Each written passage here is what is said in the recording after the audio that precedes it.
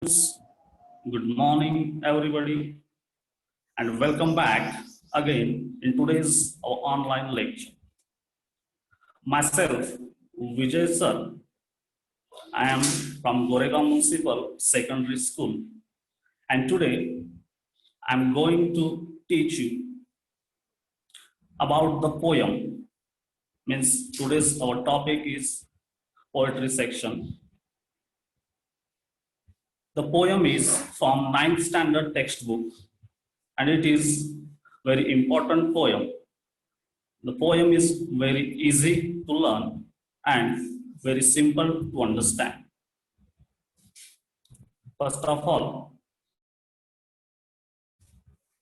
in last lecture, we learned about the English grammar, and our topic was change the degree. In that lecture, we learned how to change the degree from positive degree to comparative degree, from comparative to superlative degree. Means we learn about how to interchange the sentences of degrees from one to another, from positive to comparative, comparative to superlative. But in today's lecture, we are going to learn about the poem because it is also an important part of your syllabus, of your question paper. So I'm going to share the screen with you. I hope you will try to understand the meaning of difficult words and the meaning of the poem in your mother tongue.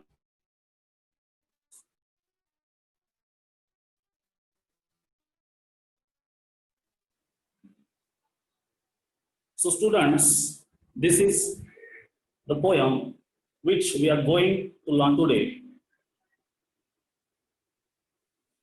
And the title of our poem is Walk a Little Slower. Walk a little slower. This is the request of a small child to his father. Means in this poem, the small child is requesting to his father to walk a little slower. So why the little child is requesting to his father to walk slower? What will happen if his father walks slower? We will see deeply and clearly in this poem. So let's start. First of all, I'm going to read the poem loudly and you have to listen it silently. So title of our poem is Walk a Little Slower. Walk a little slower, Daddy, said a little child so small. I am following in your footsteps and I don't want to fall. This is the first stanza of the poem. Sometimes your steps are very fast. Sometimes they are hard to see. So walk a little slower, Daddy, for you are leading me. Someday when I am all grown up, you are what I want to be. Then I will have a little child who will want to follow me. And the last stanza of the poem is, and I would want to lead just right and know that I was true. So walk a little slower, Daddy, for I must follow you. Author unknown. So this is our poem which today we are going to learn, and the title of our poem is Walk a Little Slower. In this poem, the small child is requesting to his father again and again and is telling that please walk a little slower, Dad. Means इस कविता में एक छोटा बच्चा अपने पिताजी को बार बार कह रहा है, उन्हें रिक्वेस्ट कर रहा है कि पिताजी आप थोड़ा धीरे चलिए। वॉक अ लिटल स्लोअर मतलब थोड़ा धीरे चलिए। This is an imperative sentence, walk a little slower.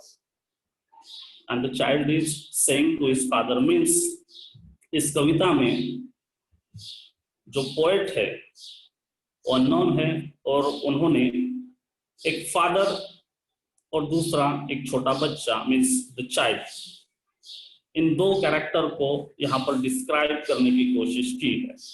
और इस कविता में उन्होंने एक छोटे बच्चे की फीलिंग्स क्या होती है, वो हमसे क्या चाहता है, यह उन्होंने हमारे सामने रखने की कोशिश इस कविता के माध्यम से की है। जैसे कि हम जानते हैं, हर एक बच्चा जब से उसका टीचिंग शुरू होता है, मतलब जब से वो पैदा होता है, वो एक्टिविटीज तरह तरह की करने लगता है, तभी से बहुत सारी चीजें वो घर में अपने ऑब्जर्व करने लगता है, छोटों की बड़ों की, चाहे घर में चाचा चाची हो, ग्रैंडफादर ग्रैंडमदर हो, फादर मदर हो, बड़े भाई बड़ी बहन हो, तो इन सभी की एक्टिविटीज को फॉलो करता है, वो ऑब्जर्व करता है और उस तरीके से बनने की कोशिश करता है। मीन्स हर एक बच्चे के जो रोल मॉडल होते हैं वो उसके पेरेंट्स होते हैं। जब वो स्कूल जाने लगता है तो स्कूल के कुछ टीचर, उनका स्वभाव बच्चों को पसंद आता है, फिर वहां पर वो अपने रोल मॉडल बनाते हैं। कुछ बच्चे किसी स्पोर्ट्स को लाइक करते होंगे, तो कोई स्पोर्ट्समैन उनका आगे चल के एक रोल मॉडल बन सकता है। किसी को म्यूजिक में इंटरेस्ट होगा, वहां पे उनका रोल मॉडल वो ढूंढते हैं। तो मतलब इस तरीके से घर से रोल मॉडल की शुरुआत होती है। सबसे पहले parents, father and mother, grandfather grandmother, uncle and aunty place an important role in the child's life. मतलब बच्चे के लाइफ में घर के मेंबर जो होते हैं वह बहुत ही इंपॉर्टेंट रोल अदा करते हैं। बच्चे उनको फॉलो करते रहते हैं। फॉलो करते हैं मतलब कि उनके पीछे जाते हैं, फॉलो करके पीछे जाना, उनको खत्म रखना। फॉलो करना मीन्स आपके जो एक्शन होते हैं, जो डिसीजंस होता है, स्टाइल्स होते हैं, सब फॉलो करते हैं, उसको कॉपी करते हैं। यही सब कुछ हमें कविता में पढ़ना है।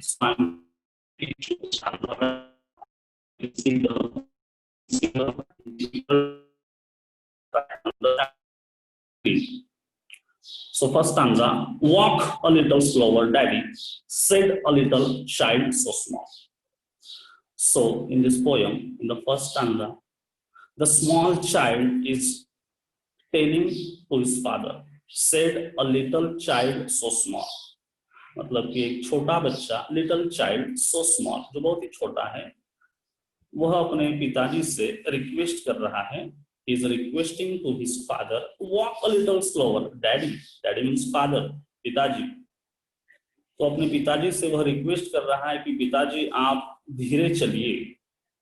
सो why he is requesting to his father, उसका आंसर हमें नेक्स्ट लाइन में मिलता है, I am following in your footsteps, I am following in your footsteps and I don't want to fall.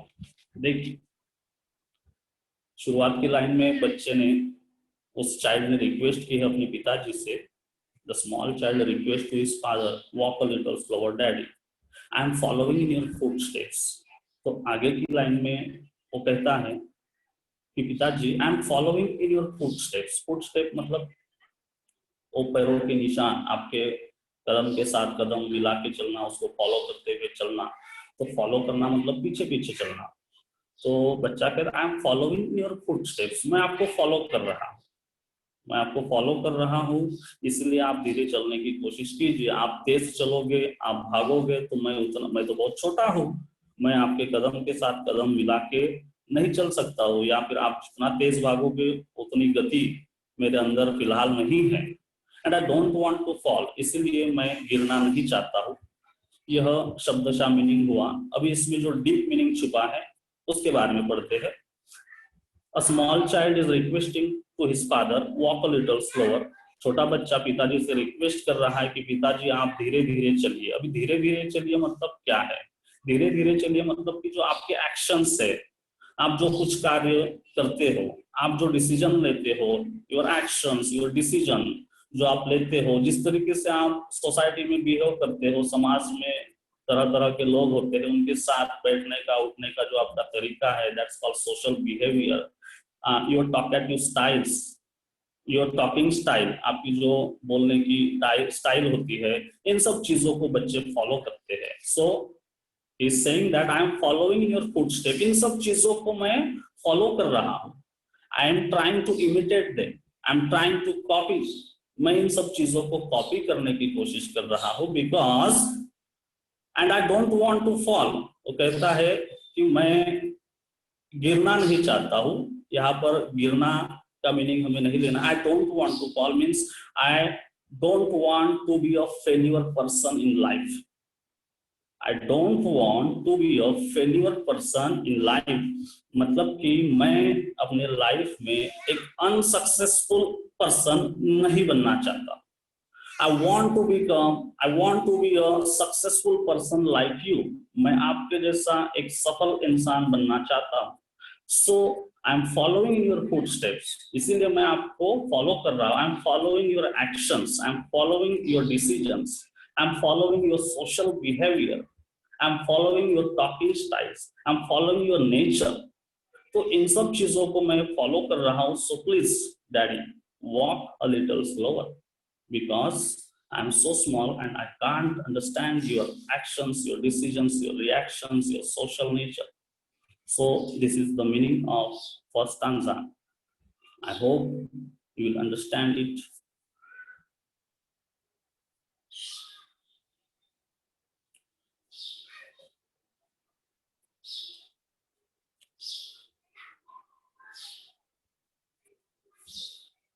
थोड़ा प्रॉब्लम हुआ है।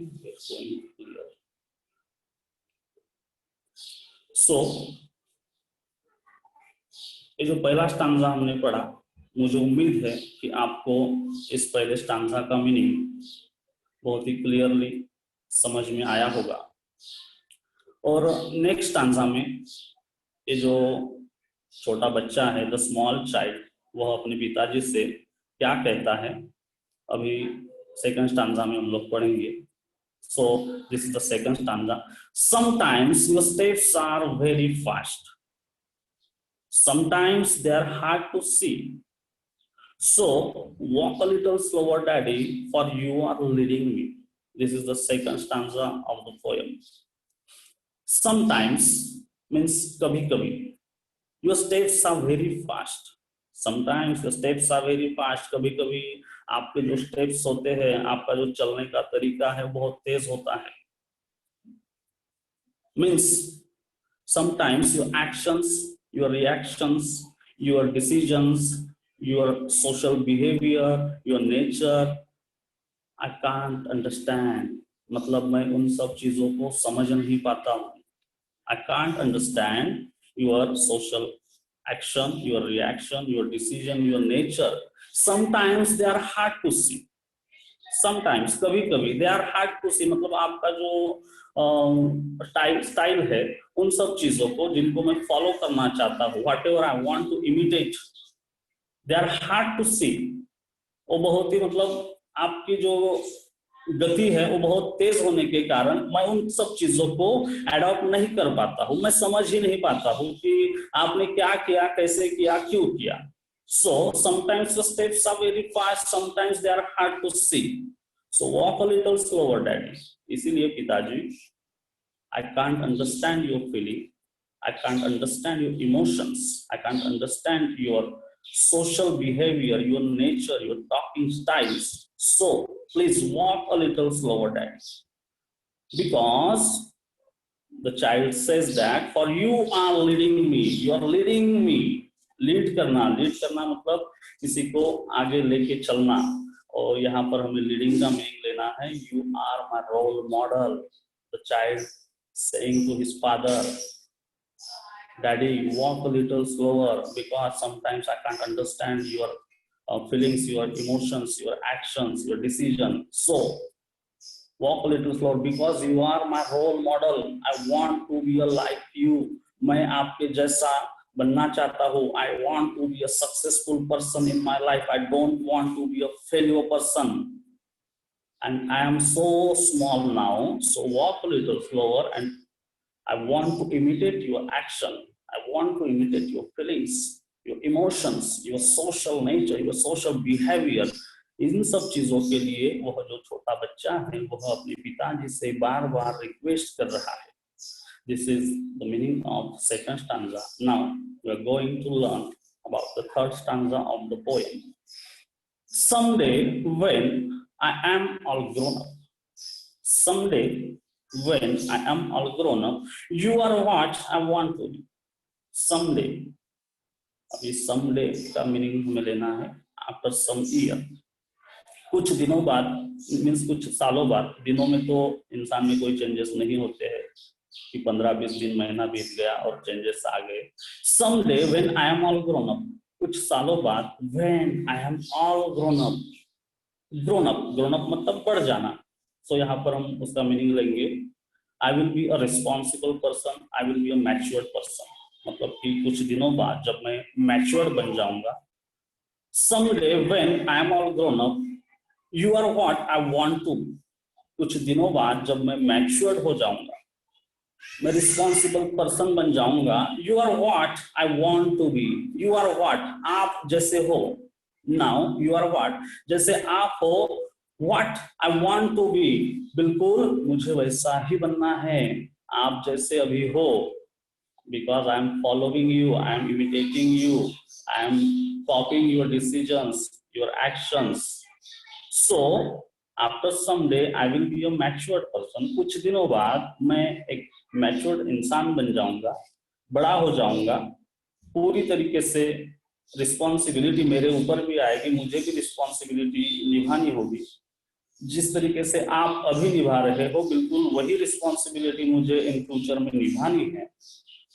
जो वक्त अभी गुजर रहा है जहां पर आप एक रोल मॉडल का रोल प्ले कर रहे हो, वही रोल आगे चल के मुझे भी प्ले करना होगा. Then I will have a little child. Then I will have a little child. जब मैं बड़ा हो जाऊंगा मैं बिल्कुल आपके जैसा ही बनना चाहता हूँ. जब मैं मैच्योर बनूंगा तब.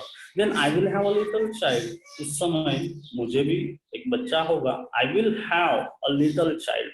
मुझे भी एक छोटा बच्चा होगा. Who will want to follow me. Who आया है यह छोटे बच्चे के लिए, मतलब अभी जो छोटा बच्चा है कुछ दिनों बाद वह एक मैच्योर्ड पर्सन बन जाएगा, बड़ा हो जाएगा, और उसे भी एक बच्चा होगा. जो बच्चा who will want to follow me, जो बच्चा आज के इस कविता में जिस बच्चे को डिस्क्राइब किया गया है वह पिताजी का रोल प्ले करेगा, और उनका बच्चा अभी जो बच्चा रोल प्ले कर रहा है उस बच्चे का रोल प्ले करेगा. Means the father will become grandfather and the child will become father.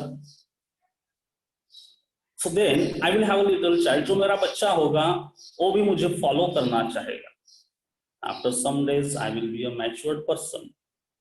कुछ दिनों बाद मैं मैच्योर्ड बन जाऊंगा, मेरे ऊपर रिस्पॉन्सिबिलिटी आएगी, मेरी भी शादी हो जाएगी. शादी होने के बाद मुझे भी बच्चा होगा, और वो बच्चा जिस तरीके से आज मैं आपको फॉलो करना चाहता हूँ, मैं आपको इमिटेट करना चाहता हूँ, मैं आपके एक्शंस को, रिएक्शंस को, आपकी हर एक चीज को मैं ऑब्जर्व करता हूँ, उसको कॉपी करना चाहता हूँ. Because you are my role model. क्योंकि आप मेरे रोल मॉडल हो. You are leading me. तो इन सब चीजों के साथ जब मेरे ऊपर रिस्पॉन्सिबिलिटी आएगी, मेरा भी एक बच्चा होगा आफ्टर मैरिज, वो भी मुझे फॉलो करना चाहेगा.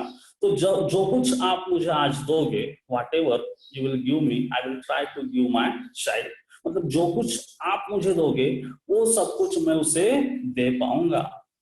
लेकिन अगर आप मेरे तरफ ध्यान नहीं देते हो या नहीं दोगे तो हो सकता है कि मैं भी अपने बच्चों की तरफ इग्नोर करना सीख जाऊं. देखिए बहुत सारी चीजें जो होती है ग्रैंडफादर से माँ बाप तक, माँ बाप से बच्चों तक, बच्चों से नेक्स्ट जनरेशन तक, इस तरीके से वो आगे बढ़ती रहती है. तो यहाँ पर छोटा बच्चा रिक्वेस्ट कर रहा है, वो कह रहा है कि पिताजी you are my role model and I want to be a successful person in my life like you. मुझे आपके जैसा ही सफल इंसान अपने लाइफ में बनना है, मुझे अनसक्सेसफुल नहीं बनना है। और जब मेरे ऊपर जिम्मेदारी आएगी, जब मेरा भी बच्चा होगा वो भी मुझे फॉलो करना चाहेगा, तो एट दैट टाइम मैं उसे एक, जो आपने एक रोल मॉडल मेरे सामने रखा है, वही रोल मॉडल मैं उसके सामने रखूंगा। जिस तरीके से आप मुझे पढ़ाओगे, सिखाओगे, जो कुछ मुझे बताओगे, वो सब कुछ मैं उसे दे पाऊंगा। अगर आप गलत रास्ते पर जाओगे तो शायद मैं भी गलत रास्ते पर जाऊंगा, और मैं गलत रास्ते पर जाऊंगा तो मेरा बेटा भी हो सकता है कि वो भी गलत रास्ता पकड़े। सो please try to understand my feelings, Father, and walk a little slower. So now we are going to learn the last stanza of the poem, Walk a Little Slower. So let's see.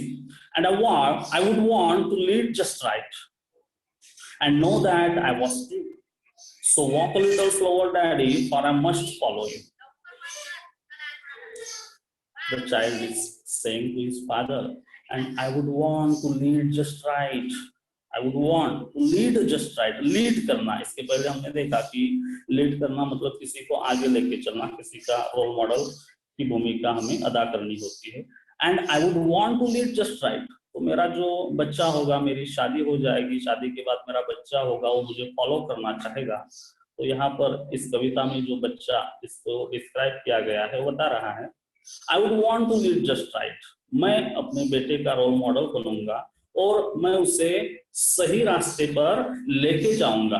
अगर आप मुझे आज सही रास्ता दिखाओगे, I would want to lead just right, मैं भी उसे सही रास्ते पर लेके जाना चाहता हूँ। लेकिन ये कब पॉसिबल होगा?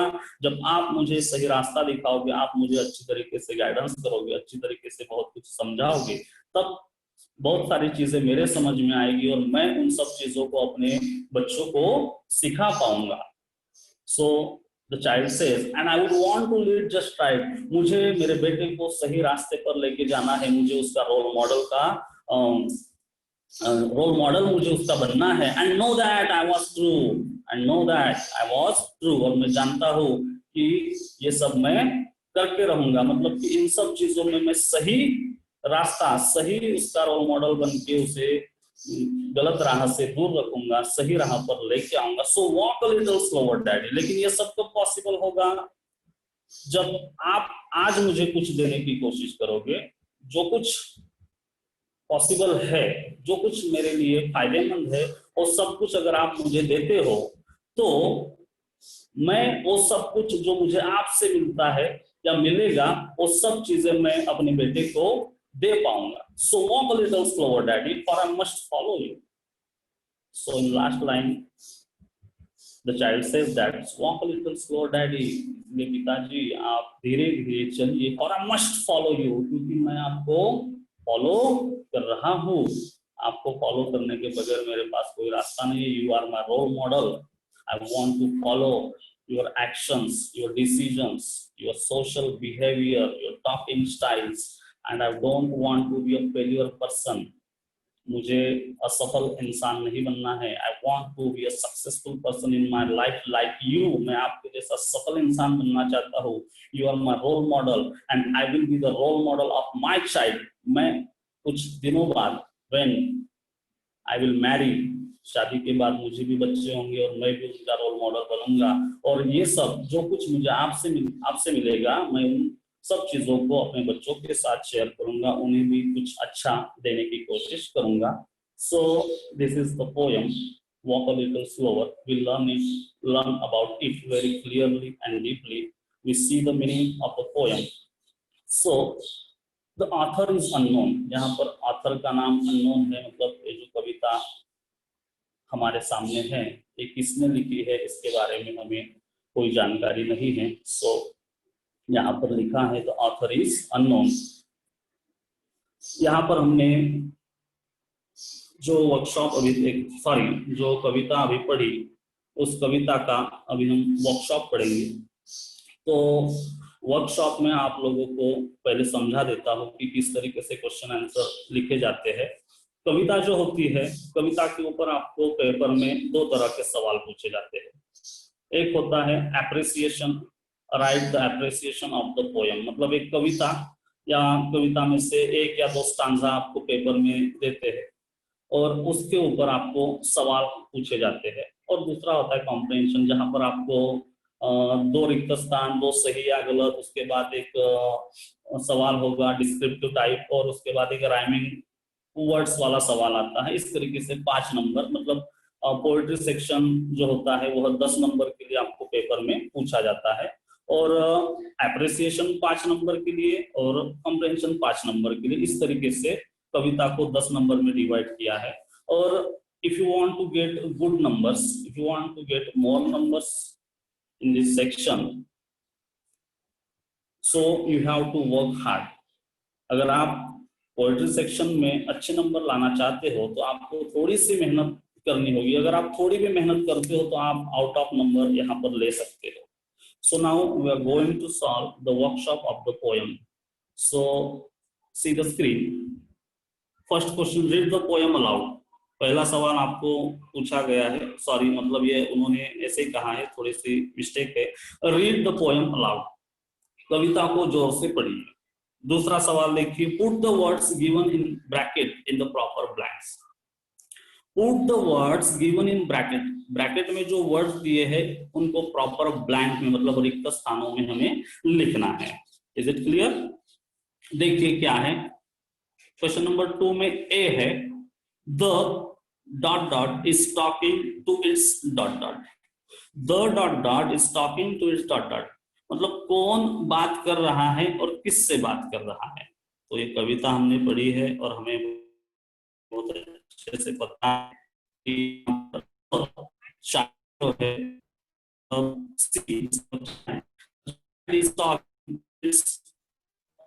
फादर, यहाँ पर एक छोटा बच्चा अपने पिताजी से बात कर रहा है। बाद बी जो है second blanks, the dot dot is leading and the dot dot is following.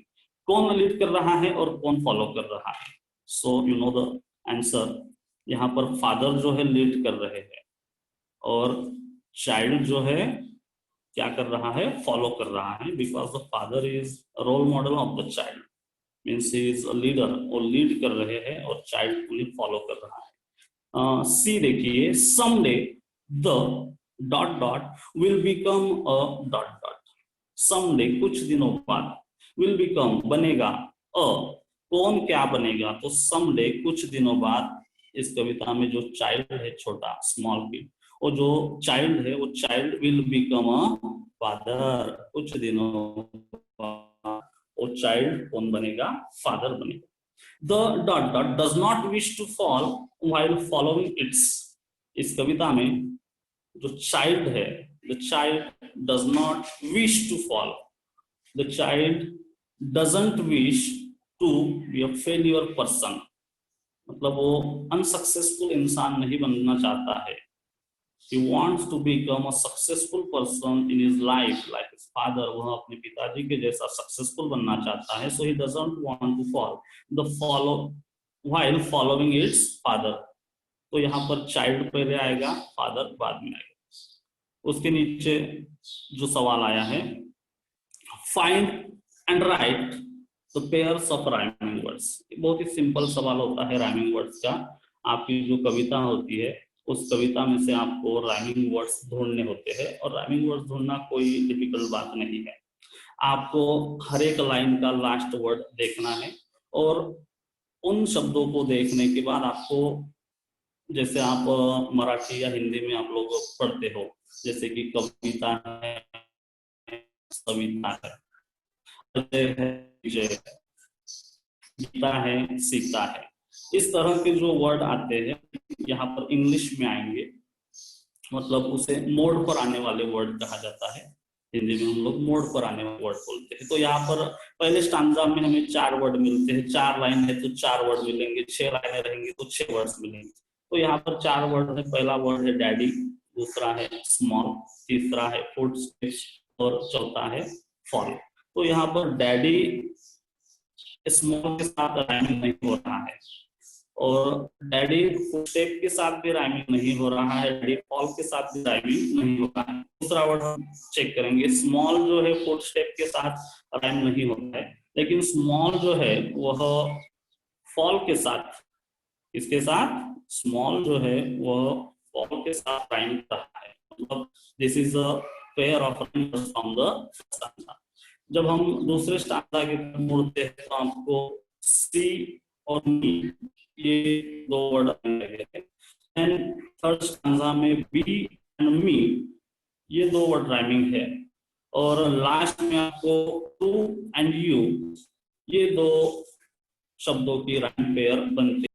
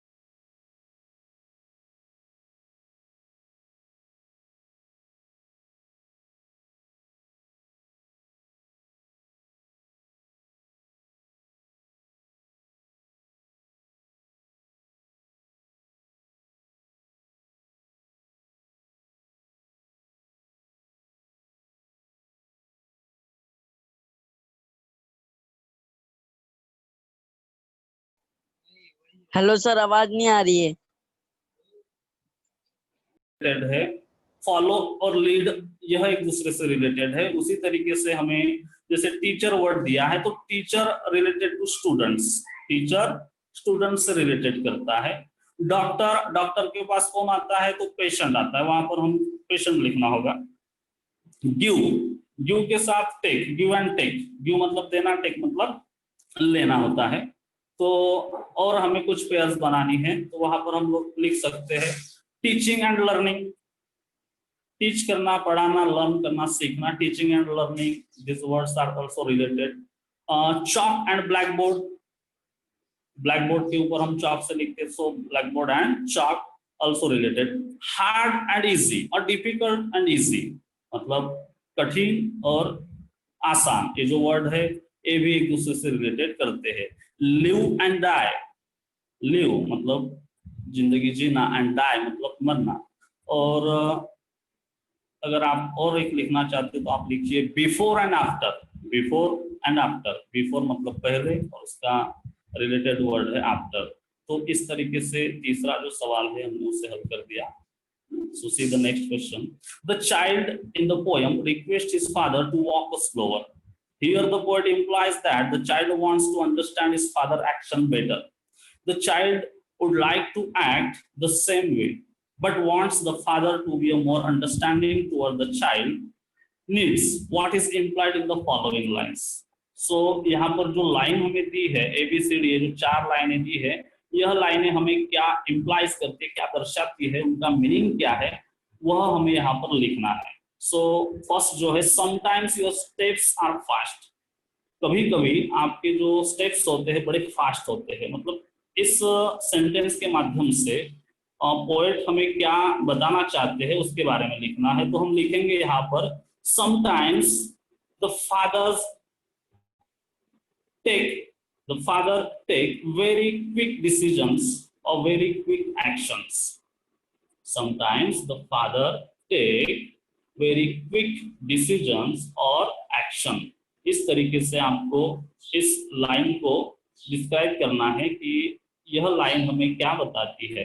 पिताजी के स्टेप्स बड़े फास्ट होते हैं, मतलब उनकी जो एक्शंस, उनकी जो रिएक्शंस होती है, उनकी जो डिसीजन होती है बड़ी फास्ट हो ले लेते हैं। सो we have to write sometimes the father take very quick decision and actions. दूसरा देखिए क्या है, sometimes the steps are hard to see, sometimes the steps are hard to see, कभी कभी तो आप क्या करते हो मेरे समझ में ही नहीं आता है। तो इस लाइन का हमें मीनिंग लिखना है sometimes your actions are, I am unable to understand your action, your decision. Sometimes your steps are hard to see, मतलब यहाँ पर इस लाइन का मीनिंग हमें लिखना है कि sometimes I am unable to understand your action and decision, मैं आपके एक्शन को डिसीजन को मैं समझ नहीं पाता हूँ। सो अनेबल टू अंडरस्टैंड मतलब मैं इन सब चीजों को नहीं समझ पाता हूँ। तीसरा उसे भी दिया है सवाल, I would want to lead just right, I would want to lead just right, मतलब अभी हमने देखा था कि मैं अपने बच्चे को सही रास्ते पर लेके जाना चाहता हूँ, मतलब कि उनका जो बच्चा होगा उन्हें वह सही गाइड करना चाहते हैं। So we have to write here, so child want to guide his child very clearly very well. और आप इसको नेगेटिव में भी लिख सकते हो, child doesn't want to make any mistake while guiding to his child, the child doesn't want to make any mistake while guiding to his own child, तो उसमें किसी भी तरह की मिस्टेक को नहीं करना चाहते। आप उसको पॉजिटिव में भी लिख सकते हो, थोड़ा सा अगर चाहो तो नेगेटिव, मतलब अफर्मेटिव नेगेटिव में आप उसको चेंज करके आंसर लिख सकते हो। And know that I was true, and know that I was true, the child wants to make sure that he was right,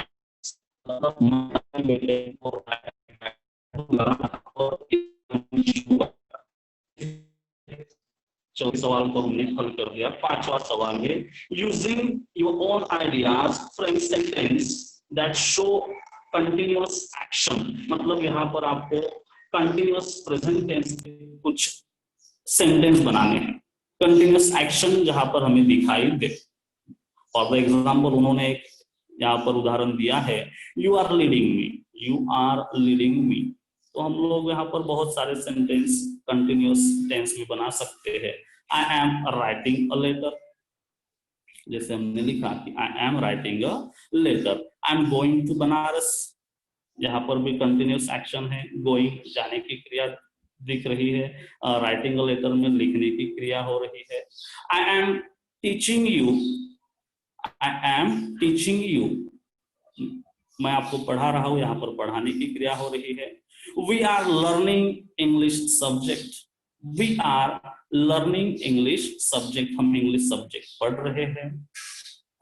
we are thinking about the child, we are thinking about the child, हम उस बच्चे के बारे में सोच रहे हैं। तो इस तरीके से आप कंटिन्यूअस एक्शन को शो करने वाले सेंटेंस यहाँ पर लिखोगे।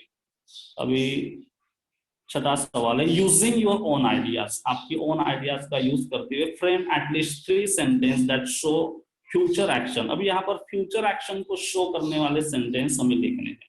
अभी हमने यहाँ पर कंटिन्यूअस को दर्शाया कि जो कंटिन्यूअस चल रहा है उसके बारे में दर्शाओ। अभी फ्यूचर के बारे में यहाँ पर कुछ एग्जांपल भी दिए हैं, जैसे कि who will want to follow me, will आता है या शॉल आता है फ्यूचर टेंस में, और उसके साथ वर्ब की फर्स्ट फॉर्म का यूज किया जाता है। तो उसी तरीके से हम लोगों को सेंटेंस बनाने हैं।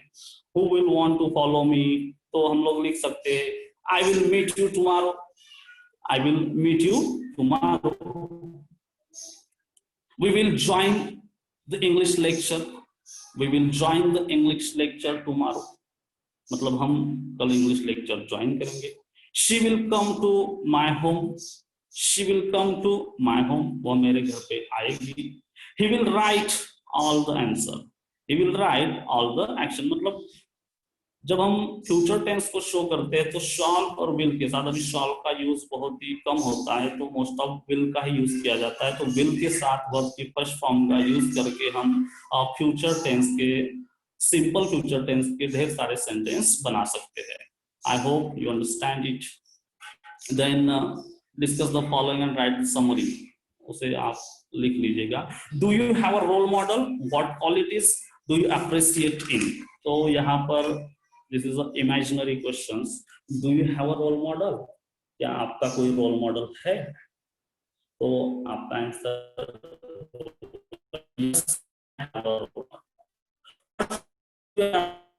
मॉडल, तो आपका I have my father, my grandfather, and किसी का role model है, लिख सकते हो role model, my mother is my role model. तो आपको यहाँ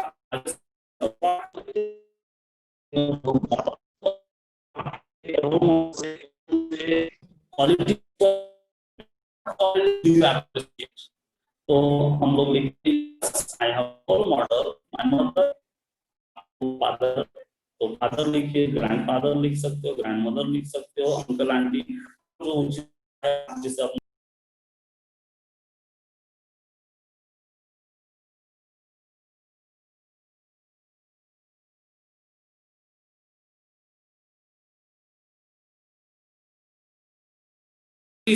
हमने अप्रिशिएट की है उसके ऊपर हम लिखेंगे the qualities I appreciate from her, the compassion, confidence, honesty, discipline, punctuality, sincerity. तो इस तरीके से हमने आज के इस लेक्चर में वॉक अ लिटिल स्लोअर को पढ़ा, and I hope you understood the poem and the meaning of the poem very clearly. If you have any doubt, if you have any question, you can ask me.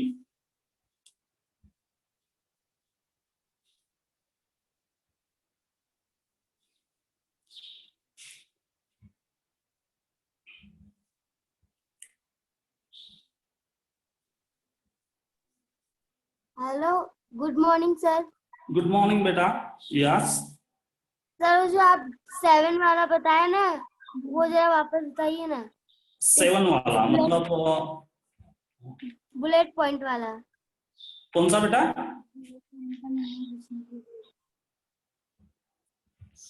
Do you have a role model वाला? Hello,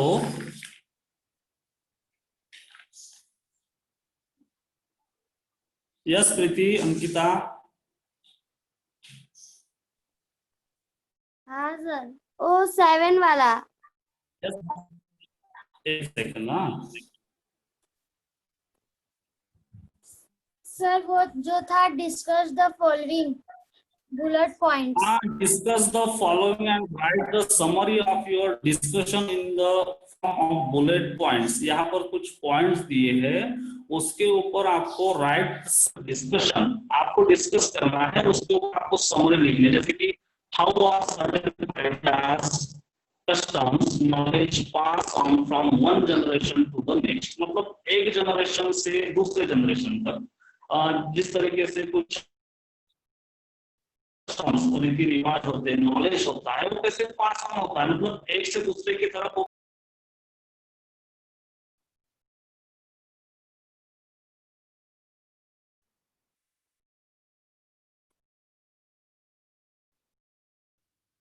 network नहीं पकड़ रहा है sir का।